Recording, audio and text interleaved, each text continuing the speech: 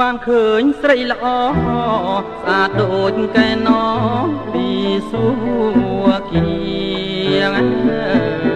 បងបានឃើញស្រីល្អស្អាតដូចកែណោ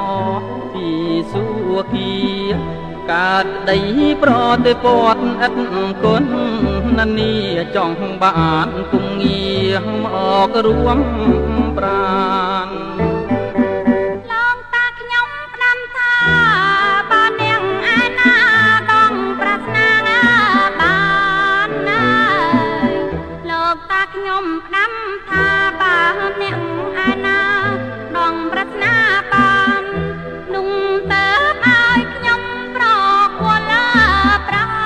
បងអាចដោះបានសួងមកចុះអូនអើយ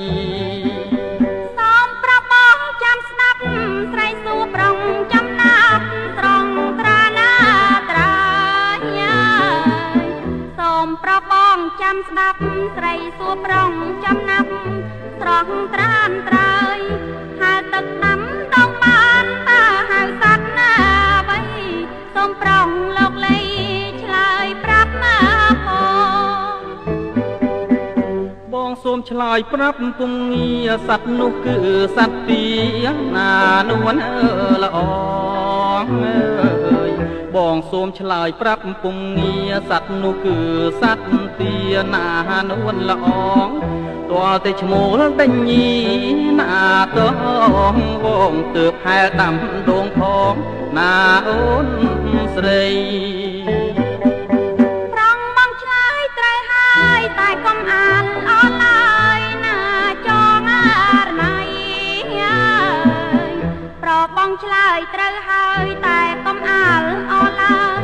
ណាចរណៃចប់ផ្លែអ្វីទុំក្រហមស្វាត់ព្រាមក៏មានណាតម្លៃសុំនាងស្រដីឲ្យឆាប់មកកាផ្លែនោះហៅផ្លែទន្លាប់រៀមសូមឆ្លើយប្រាប់កែវកននិថា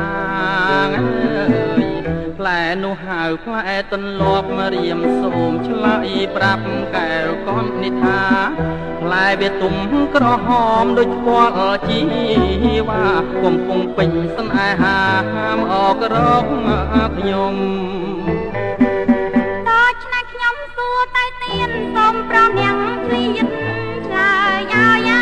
សមដូច្នេះខ្ញុំសួរទៅទៀនសូមប្រងអ្នកឆ្លៀនឆ្លើយឲ្យសមផ្លែអ្វីដងតងតែមួយឆ្លើយប្រាប់មកខ្ញុំឆ្លើយប្រាប់ឲ្យសមកុំផ្ដេកផ្ដាំផ្លែនោះគឺផ្លែចេក